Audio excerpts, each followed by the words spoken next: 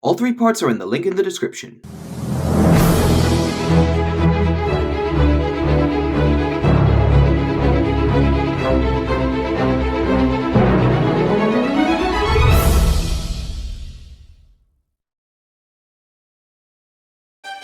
Live from the Kodak Theater in Los Angeles, California, it's the Marvel Nerd 2016's Top 13 Best Movies of 2025. With your host, for the 3rd time in a row, the Marvel Nerd 2016, who got teleported to the real Oscar stage this time, so now it's no longer in the middle of God knows where. Good evening, everyone! Welcome to the 3rd annual Marvelous Awards, aka the Best Movies of the Year list, and this is my favorite time of the year where I teleport to random award stages and talk about my favorite movies from last year. So, yeah. Tonight is an exciting night, ladies and gentlemen, because I am in the real Oscar stage. So, yeah.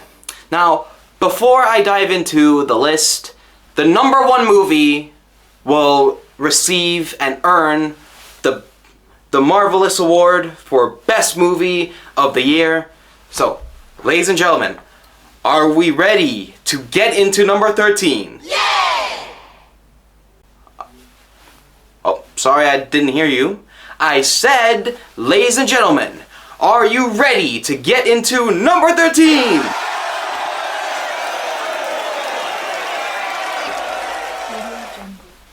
Yes! That's what I'm talking about.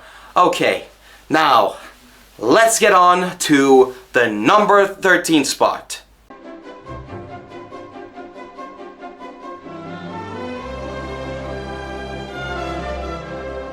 Coming in at number 13, we got The Long Walk. Now, this movie has really taken me by surprise.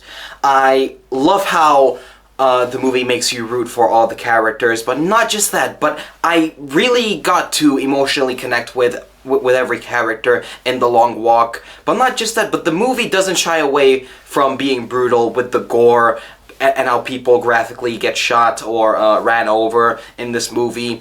But not just that, but I really loved the performances from David Johnson, who I've previously seen from Alien Romulus, and Cooper Hoffman, who did a really good performance in this movie. But not just that, but I really loved their friendship dynamic in this movie, which gave me vibes to the friendship dynamic with Morgan Freeman and Tim Robbins from Shawshank Redemption. And not just that, but I really loved Mark Hamill's performance in this movie, and I'm just gonna tell you, the movie really makes you hate Mark Hamill's character in this movie, especially because this guy is mostly just standing there behind a truck going like, alright, y'all gotta be men, y'all gotta walk, or else you die! I'm shocked how The Long Walk wasn't nominated for Best Adapted Screenplay at the Oscars, because I feel like, okay, although I haven't read the book, I feel like the movie was well written. Especially because this was directed by the same guy who brought us Hunger Games: Catching Fire. And speaking of, although this movie is a dystopian, and we have seen many dystopians such as Hunger Games and Squid Games, and most recently The Running Man, I feel like the Long Walk did it very best, because not only you get to really emotionally connect with all the characters, but not just that, but you really get to see how these characters grow. But not just that, but what sucks is that you want all the characters to survive, but what's unfortunate is that only one can live during this whole competition. So, yeah. I think my only nitpick with The Long Walk was that one scene where one of the characters just walks while pooping on screen, and yeah, it is quite nasty. I know. It's quite nasty, but overall, I absolutely loved The Long Walk, and my final rating for The Long Walk is a 9.8 out of 10.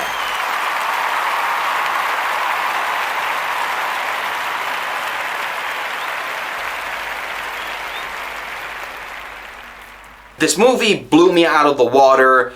I genuinely loved how you got to connect with all the characters. Fun fact, I have technically done The Long Walk in real life. Okay, no. Nobody got shot. Don't worry. And yeah, that real life long walk was Duke of Edinburgh, and obviously we got to take breaks, and obviously we got tense as well, because I'm pretty sure if the long walk was attempted in real life, then there would be a lot of lawsuits. So, yeah, we do not want lawsuits, guys. Ain't that right, ladies and gentlemen? Yeah, definitely. Okay, now let's walk on to number 12.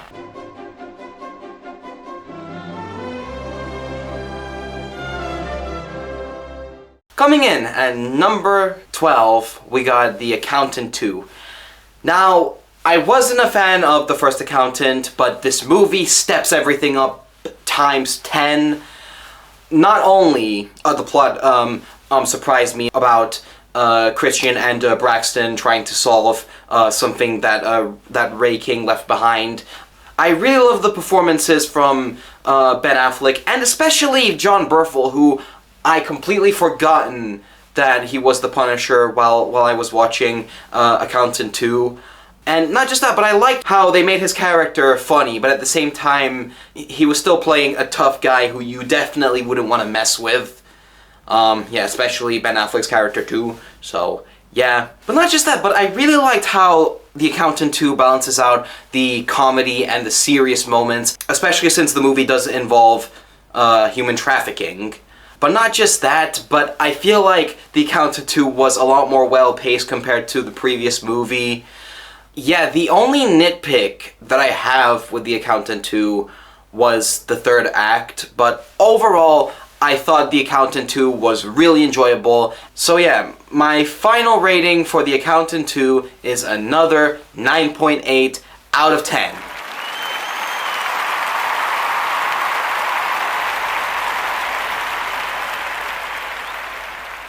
So yeah, The Accountant 2 was a massive improvement from the first Accountant, and I cannot wait to see Accountant 3.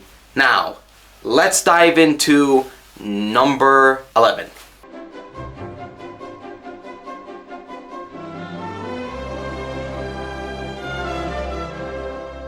Although 2025 has been a crappy year, a very crappy year for Disney movies, but a little sequel to a movie that came out, and somehow it succeeded my expectations. Coming in at number 11, we got Zootopia 2. Now, this movie has really taken me by surprise.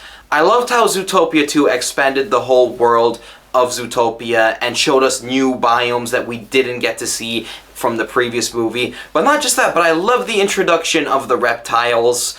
And I even liked how the movie focuses on the relationship between Nick and Judy. But not just that, but I'm pretty sure that they're probably going to become a couple in the third movie. So, yeah.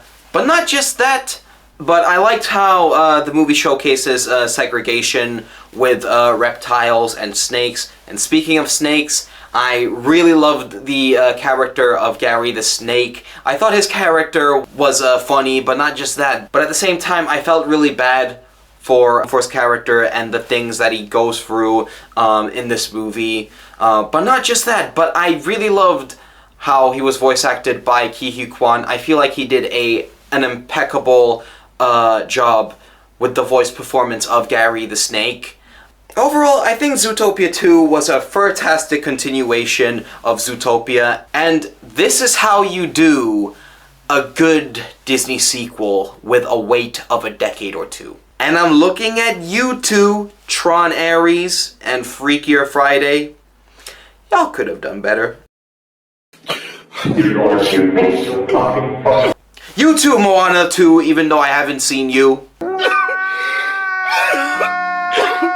I think my only nitpick that I have with the movie was the DVD stand scene where it was showing all these other Disney movies, and I know that they were trying to replicate that same scene that was in the previous movie, but at the same time, I did kind of feel like that it was kind of like a reminder that Disney has fallen off, especially with their recent movies. But my final rating for Zootopia 2 is yet again another 9.8 out of 10.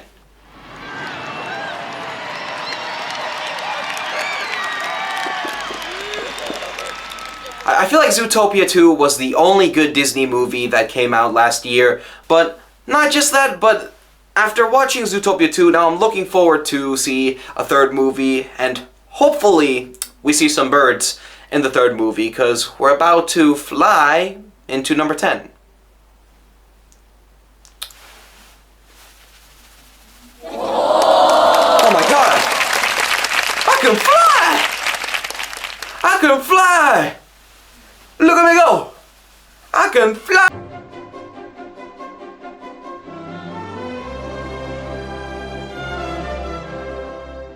Yee! Okay, back on the ground. Coming in at number 10, we got Ballerina. Now, just like with Zootopia 2, I almost thought that this was going to suck, but no, Ballerina completely succeeded my expectations. I liked how they introduced the character of Eve. But not just that, but I liked how she was played by Ana de Armas, who did a really good performance in this movie. But not just that, but I liked how they didn't make Eve this strong, stiff, wooden, emotionless, always good at everything Mary Sue, like Ray and Captain Marvel, because during the action scenes, you really get to see Eve jump through hurdles. And speaking of action scenes, the action kept me on the edge of my seat in this movie, especially the nightclub fight scene and the kitchen fight scene, and also the fight scene that takes place in this village, and it involves a flamethrower and a water hose. I thought that was really cool. Also, I liked how John Wick wasn't underutilized as a cheap cameo, but not just that, but I really loved the duel between Eve and John Wick during the final act of the movie. But not just that, but while I was watching Ballerina, I kept on thinking to myself, okay, I kind of want to see more of Eve than John Wick, because if I want to watch a movie where it's just John Wick, then I already got 4 movies about John Wick. So, yeah. I think my only nitpick that I have with Ballerina was how Eve wasn't getting any stitches after getting stabbed or shot. Not just that, but there was one death, or one character's death in this movie that was a bit rushed, but it didn't bother me too much. So yeah, my final rating for Ballerina is an 8.8 out of 10. Now, I know that that the rating is quite low, but at the same time, I had a really good time with Ballerina. But not just that, but I am very disappointed that the movie bombed in the box office, because the movie's ending left so many open doors for a sequel, and it sucks how we're never going to get that sequel to Ballerina. But yeah. Anyways, let's jump into number 9.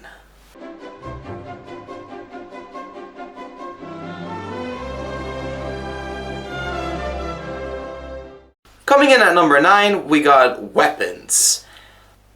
This might be a hot take, but I don't care, because this movie was spooky. I liked how we got to see the perspectives of each characters in this movie, and how their lives were before and after the kids have disappeared. But not just that, but I am sad how I wasn't able to catch this one in cinemas, especially due to its 18 rating, because I am 17, but I am going to be 18 in July, so if they ever re-release this movie in cinemas, then 1 ticket please. But not just that, but I really loved the performances from Julia Gardner, Josh Brolin, and Amy Madigan as the creepy Aunt Gladys. And honestly, her character really terrified me. But not just that, but a few times she did make me feel very unsettled, especially during some of the jump scares. So yeah. But not just that, but I feel like Weapons was a massive improvement from Barbarian.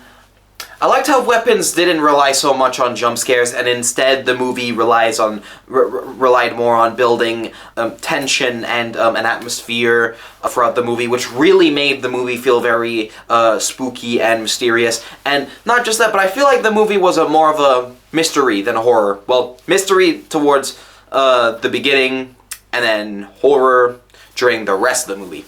So, yeah.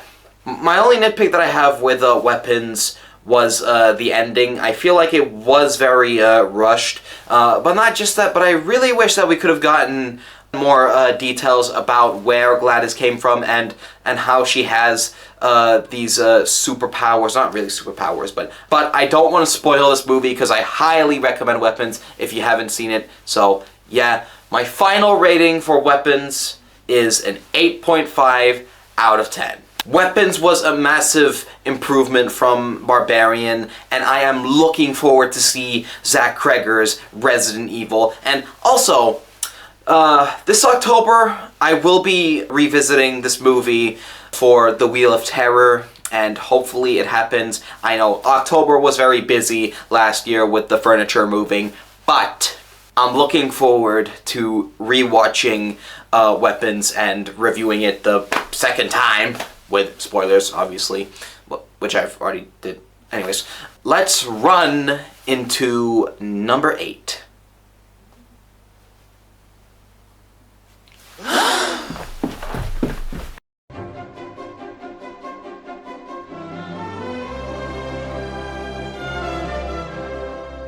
Coming in at number 8, we got Flow.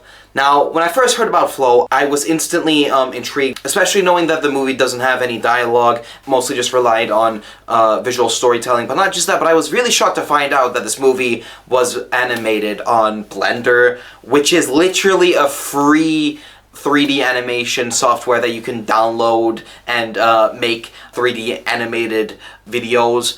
So I decided, you know what, I have to give this a watch, and I really loved Flow. Not only the animation was beautiful, but not just that, but the movie really makes you root for the cat in this movie, because the cat in Flow goes through a lot of shit in this movie. Like there's literally a bunch of scenes of the poor thing just drowning. But not just that, but I really liked all of the other characters, especially the lemur, who was really funny and was quite greedy to the rest of the animals, but he was a very funny character.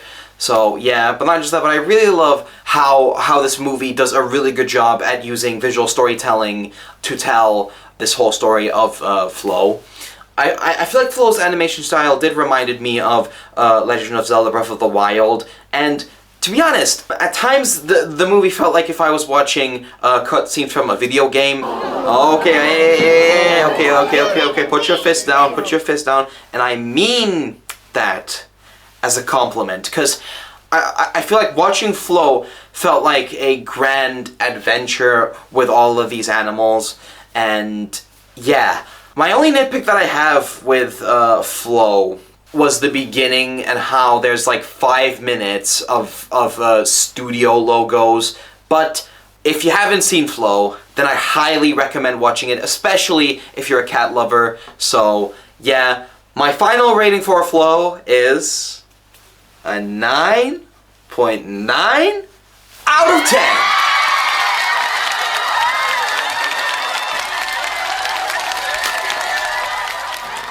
Yeah, this movie was very creative. I loved the animation. I loved the story. I was hooked from beginning to end while watching Flow, and I can't wait to rewatch it. And speaking of, after watching Flow, the movie really made me want to go on Blender and get into 3D animation. But the only thing that I was able to model was a donut. Yeah, I know. Okay, laugh. But, anyways, let's dive into number 7, because it's about to be fantastic. Say that again? Shut up, Miles Teller!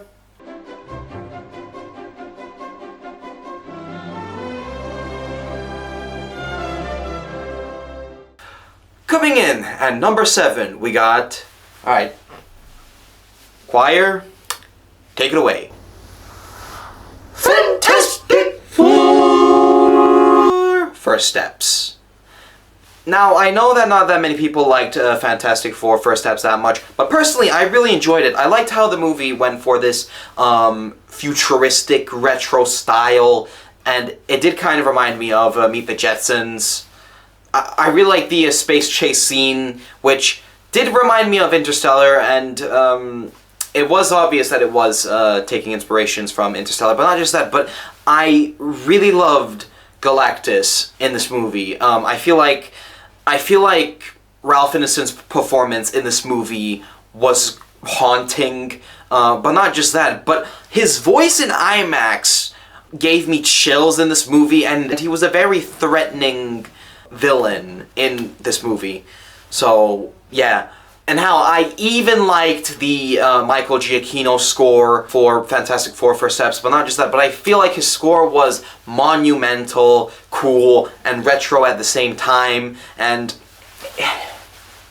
it's weird how it wasn't nominated for Best Original Score, but yeah, we all know how the Oscars are with Marvel movies, so yeah. I think the only nitpicks that I have with Fantastic Four First Steps is probably the underutilization of the character of the Thing. I feel like we didn't get to spend that much time with his character, but to be fair, this movie was heavily focused on Mr. Fantastic and Susan Storm, which makes sense considering in the movie she literally gives birth to a baby, and meanwhile Galactus is trying to get to her baby, so yeah, it makes sense. And also I kind of feel like that Pedro Pascal was miscasted as Mr. Fantastic.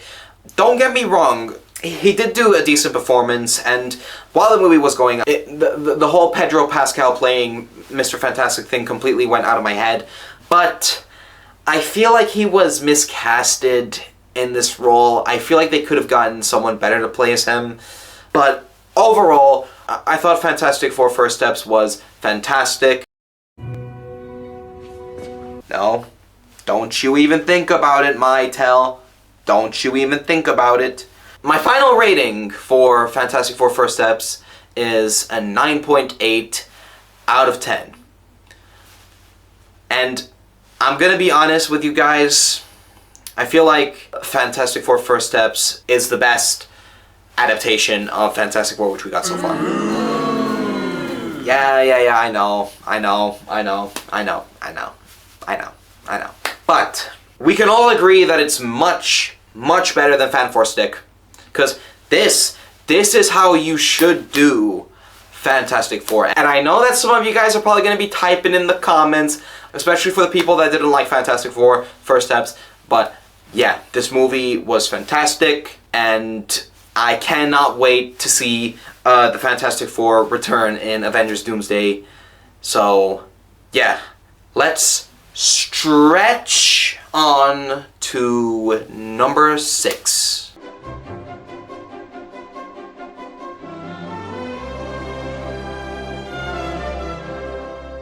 Coming in at number 6, we got Marty Supreme.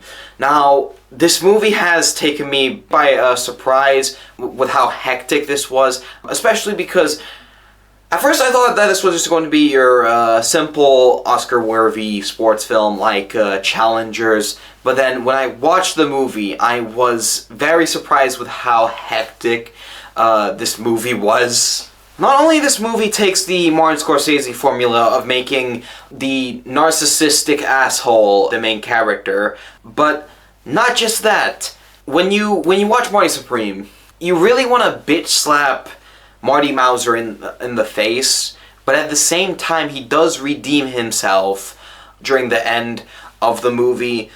I love the cinematography in Marty Supreme. I also really loved the color grading in this movie, and I liked how the movie felt like if it would have come out in the 50s, or if it was shot in the 50s, which makes sense considering the movie takes place in the 50s. I also like the use of 80s music although the movie takes place in the 80s, but I feel like they do it in a clever way where it doesn't feel forced at all. So yeah, and it kind of gave it like a nice little vibe, so yeah. I also really loved the score in this movie. I liked how it was very retro, but at the same time electronic. And I'm shocked how this movie wasn't nominated for Best Original Score at this year's Oscars. So, yeah. But I really loved Timothée Chalamet's performance in this movie, and I definitely think that it's his standout performances in this movie. But not just that, but I feel like he does a really good job at playing this narcissistic, and a few times he was funny, but at the same time, you just kept on thinking to yourself, okay, what the hell, my guy? Why? Yeah, okay. I was almost about to dive into spoilers, but luckily I stopped myself there. So, yeah. I also really love the performances from Odessa Zion, Gwyneth Paltrow, and Tyler, the Creator. And speaking of, when I heard that Tyler, the Creator was going to be in Mario Supreme, I was very shocked that his performance was this great in the movie. Because at first I thought that his performance was going to be like The Weeknd's performance in Hurry Up Tomorrow. So, yeah, but no, he was really good in this movie as well as Wall-E, but it sucks how he didn't get that much screen time, so, yeah. I thought that the table tennis sequences were intense, but not just that, but they gave me chills while watching the movie, especially the final table tennis tournament scene with Endo. I thought it gave me chills. So, yeah. But not just that, but I feel like Josh Safdie really cooked with this movie, and Benny Safdie, I think you should take some notes from your brother. You fucker! You fucking bitch! So, yeah.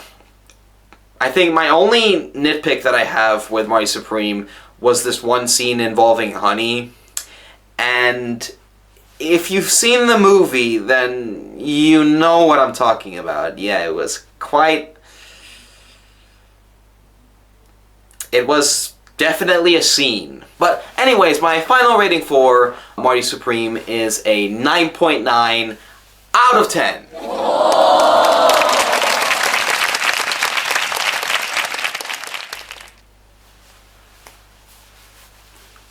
And yet, hell, after watching Mario Supreme, the movie made me want to play table tennis again, even though table tennis was my least favorite sport in PE. But, yeah.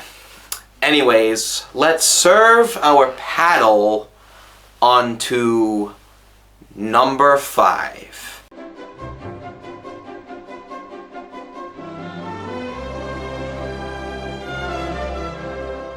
Coming in at number 5, we got F1.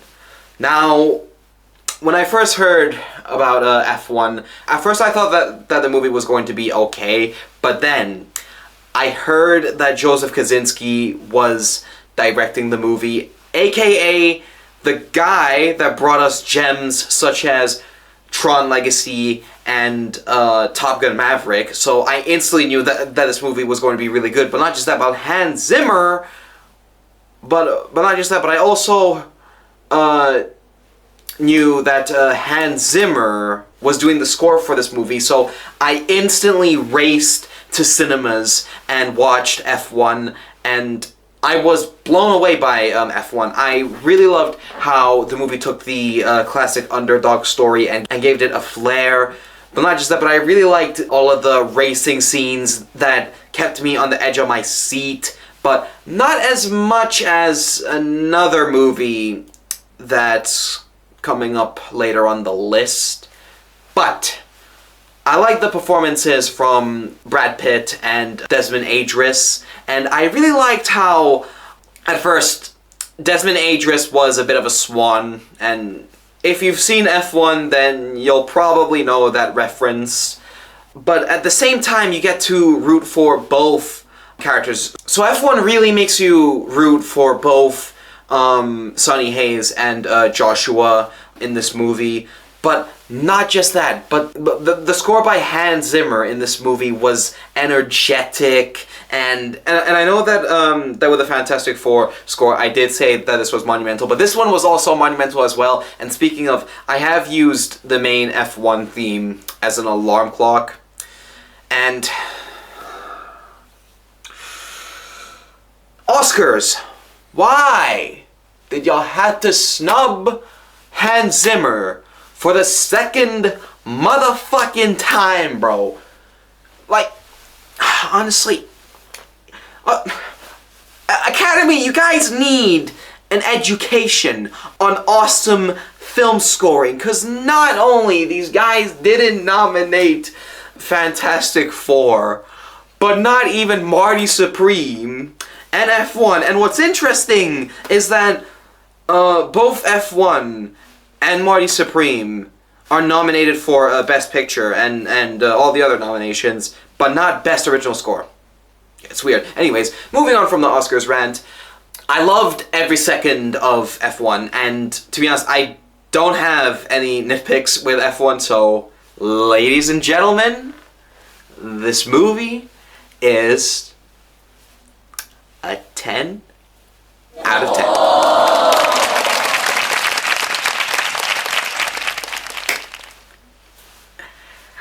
Yeah, I know. Yeah, this movie kept me on the edge of my seat. It was well paced, and I can't wait to see F2 whenever they're releasing that. So yeah, let's drive on to number 4. Speaking of, yeah, I'm gonna just drive. Okay, drive this way. Oh shit!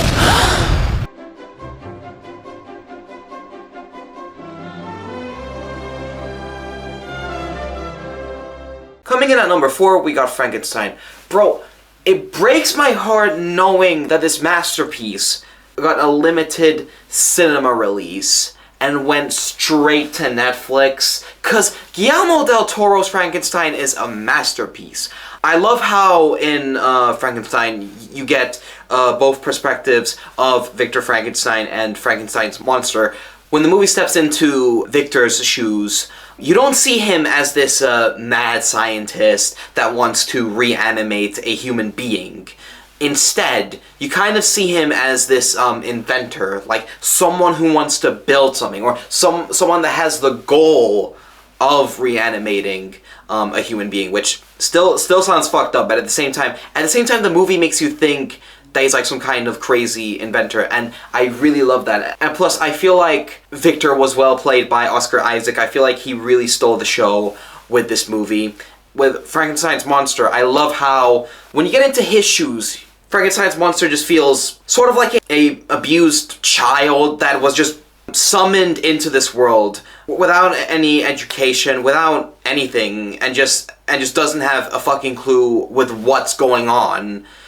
And you really get to feel bad for Frankenstein's monster during this movie, especially because of how many times Victor just abuses him during the course of the movie. And once again, he was really well played by Jacob Elordi. And what's interesting is that I didn't see him once as Jacob Elordi, but not just that, but I feel like Jacob Elordi played Frankenstein's monster so well that it was as good, like, it was sort of as good as Bill Skarsgård's performance as Nosferatu. But we all know which one's better.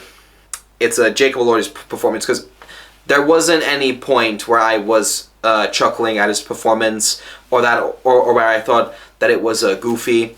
And also, I loved the cinematography in Frankenstein. I thought it was on point. I thought it was beautiful and stunning to look at. And I feel really happy that I was able to catch Frankenstein in cinemas during its 3-week cinema release. I also thought that the makeup in this movie was mind-blowing, especially with Frankenstein's monster. The fact that they made him look like a stitched-up, connected, built-up human being was absolutely impressive. But not just that, but I really loved the other performances from Mia Goth, and especially Ralph Ineson, who was also in this movie, but at the same time, he does have a very short screen time, but at the same time, he did stole the show during that whole inventor scene, well, not inventor class scene, but you know.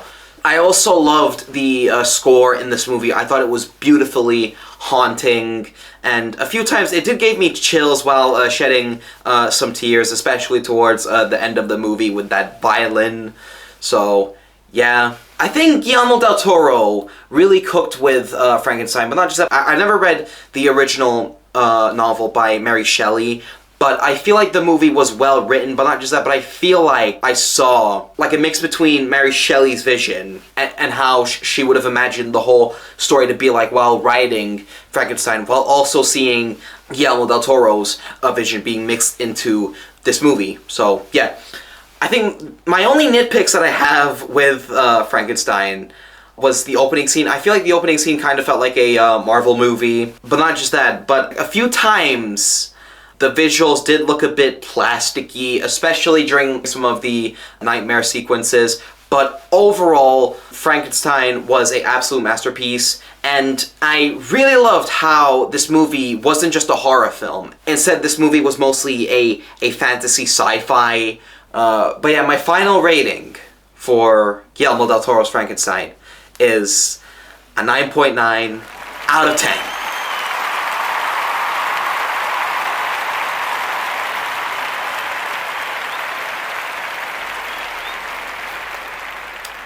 Frankenstein was a beautiful movie, and shame on you, Netflix. What did I do? For giving this movie just a 3-week cinema run, because I feel like this movie should have gotten a longer cinema run, and shame on you, Cineworld, for not even having any showings for Frankenstein during its 3-week cinema release. It's just frustrating how this movie just went straight to Netflix, because after watching Frankenstein, this instantly became my favorite Guillermo del Toro movie, and yeah, hopefully Guillermo del Toro doesn't work with Netflix anymore, and Netflix, I swear to God, if Guillermo del Toro ever makes like another movie with you, right, it better be a 4-week cinema run. It better be either 4 or 5 weeks, at least. Yeah, 5 weeks. And it better be out in every cinema before Netflix. So, yeah. But anyways, I've been rambling on too much about Frankenstein. Okay, I just really love it. I just really love it. I fucking love this movie. So, yeah, anyways. And speaking of, since I've mentioned 3 weeks, let's go on to number 3.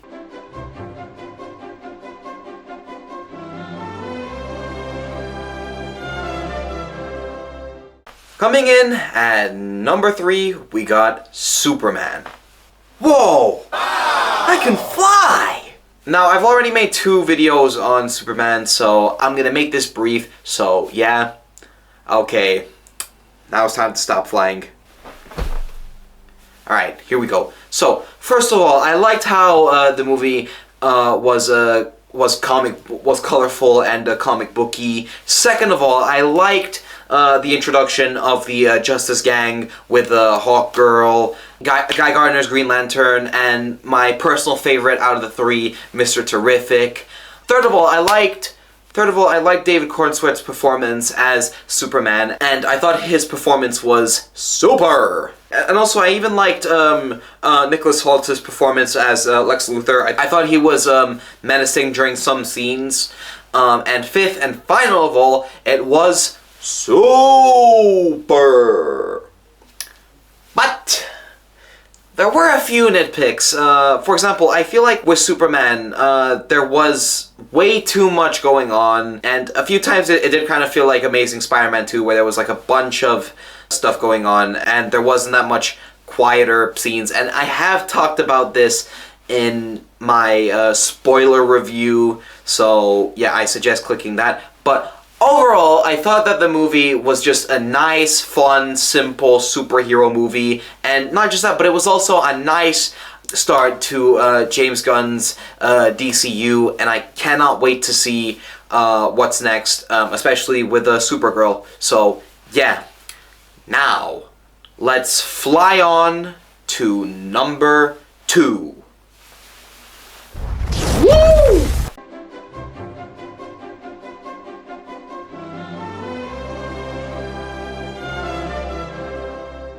Coming in at number 2, we got One Battle After Another.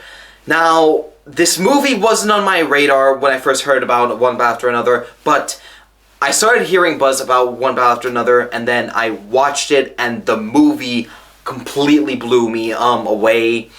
I liked how the movie got a bit political, but it didn't feel like they were trying to shove a message down my throat. But not just that, but One Battle After Another kept me invested from beginning to end. Not just that, but One Battle After Another kept me invested from beginning to end, even though the movie was almost 3 hours long. But there was never a point in One Battle After Another where the movie was slowing down, especially because of how intense it was.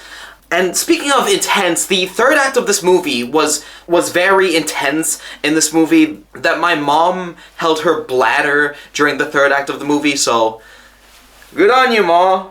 I love the performances from Leonardo DiCaprio, Teyana Taylor, Chase Infinity, Benicio del Toro, Sean Penn, and Jungle Pussy. Wait, what? I love the cinematography in One Battle After Another, and a few times it felt like if the movie was shot in the 90s. And speaking of, the movie did give me Pulp Fiction vibes, especially with the phone call scene, and if you know, you know. The score for One Battle After Another was intensely stressful, and I mean that as a compliment. Especially because, like, the stuff which Bob and Willa go through in this movie is stressful, and I feel like the score was able to catch that really well, especially with the heavy piano, especially with the heavy piano slamming that goes on in the score. So, yeah. I didn't have any nitpicks with One Battle After Another, and speaking of, I did recently buy this movie on Blu-ray, and I gave it a rewatch. And there wasn't any parts where I wanted to pause the movie because of how good it was and how locked in I was with the story. Because the story was well written for One Battle After Another, and this was also apparently based off of a book as well. Even though I haven't read the book, I need to read more books. But yeah, my final rating for One Battle After Another is another 10 out of 10!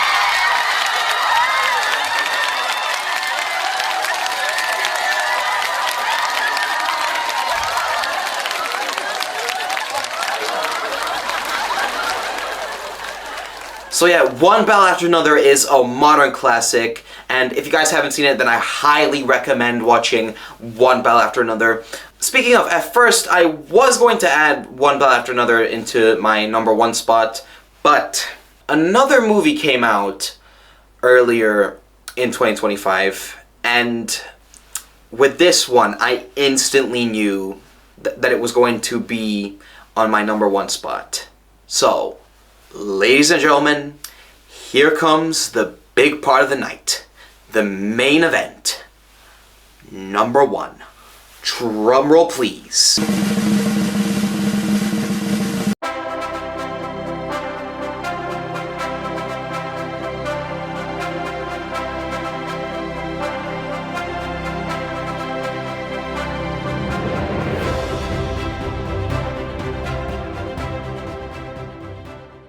Okay, ladies and gentlemen, now we've made it to the big part of the night, the number 1 best movie of 2025.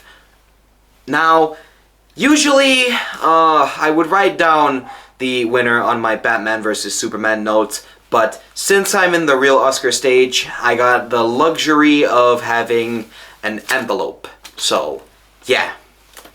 And the number 1 best movie of 2025 goes to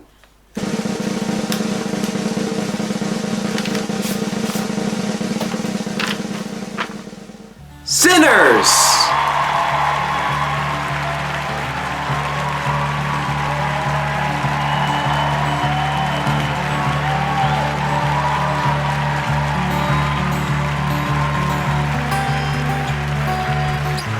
And here you go, Ryan Coogler. Take your award for your wickedly marvelous movie.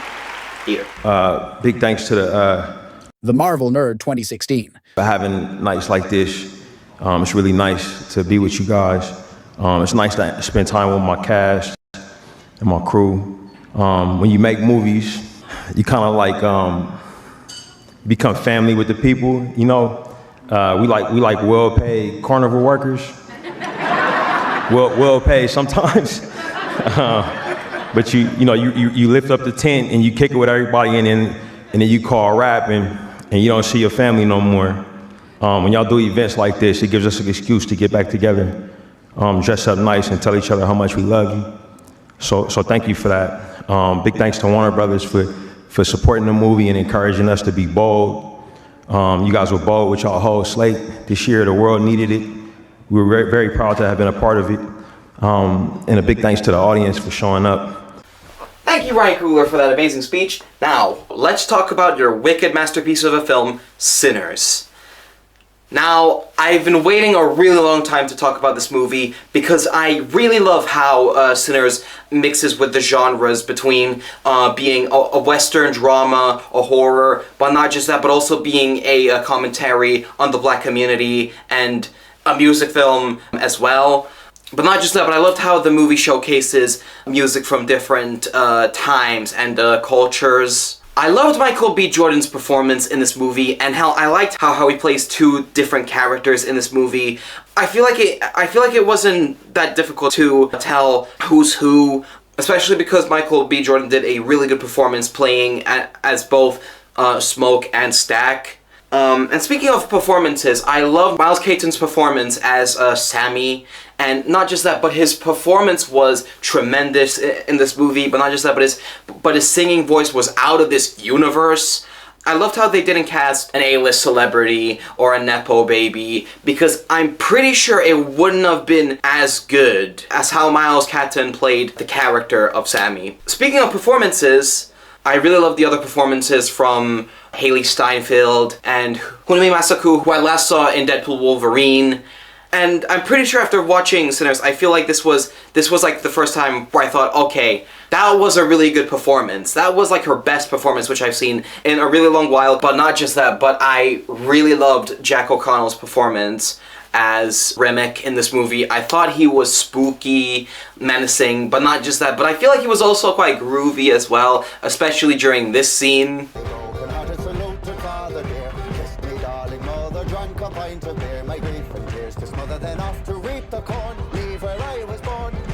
And fun fact, Ryan Coogler took inspiration from Puss in Boots 2 with the red eyes, so that's why the vampires in Sinners have red eyes. And honestly, I feel like the red eyes did make the vampires look more menacing, although it is quite a cliche to use red eyes when it comes to monsters. But I feel like with Sinners, there was never a point where I thought, okay, clearly this is like a cliche. Clearly he's trying to copy the Deaf Wolf from Puss in Boots 2. Aside from the great performances, I loved the cinematography in this movie and how it was changing the aspect ratio during some scenes. And I loved how the movie got experimental with the aspect ratio changes, especially when I watched the movie in IMAX, which made the movie even more immersive. But not just that, but I loved the score from Ludwig Göransson. Like, coming straight after Oppenheimer, I feel like Ludwig Göransson did a fantastic job with the score, especially blending in Western blues and heavy metal during some of the fight scenes and during some of the calmer moments in the movie. Although the movie did get freaky at times, but it wasn't as overly freaky compared to Nosferatu. So, Robert Eggers, take some notes. Fuck you! But anyways, I was blown away by Sinners, and it definitely deserved to have the #1 trophy for 2025. And I feel so happy that the movie has 60 nominations, and you bet your ass that Sinners is going to win Best Picture. Like, 60 nominations? That is crazy. Honestly, Ryan Coogler, congratulations, man. My final rating for Sinners is a 10 out of 10.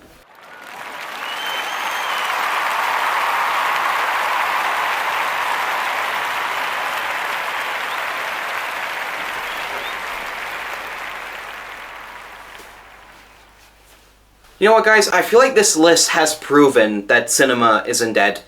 And I know that we got in trash like a Minecraft movie and the Snow White live action and the Lilo and Stitch live action remake, but at the same time we got modern classics like Sinners, which I just talked about, and One Battle After Another, F1, and Marty Supreme, and Frankenstein as well. So there's still good movies and original artistic films that are out there.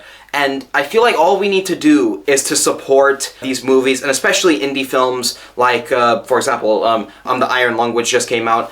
That way we can prove to Hollywood that original content is still out there, and there's still good stories out there that are waiting to be seen. So, yeah. Now, before I teleport back home, I have an announcement to make. So, thanks to Marty Supreme, on the 14th of March, my YouTube channel name will officially be changed from The Marvel Nerd 2016 to Mikey Supreme.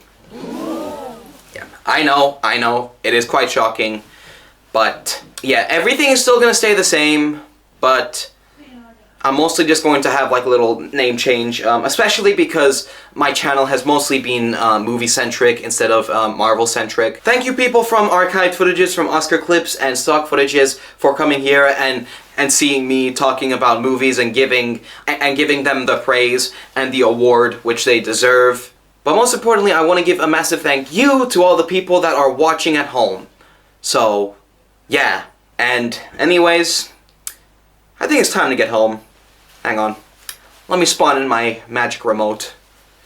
Okay. See if I can work this. What? A controller? Huh. Interesting. Man.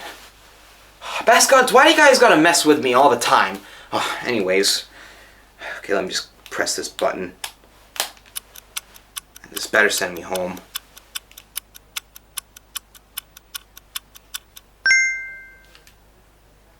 Oh, wait a second.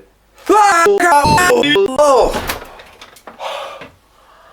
I don't think I'm ever going to get used to this.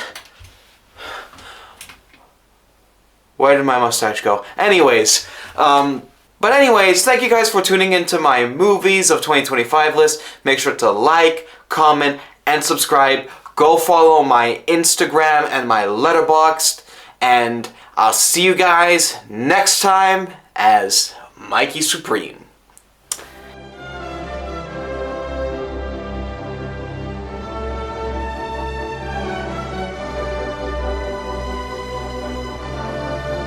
Also, Happy New Year's! It's March, bitch!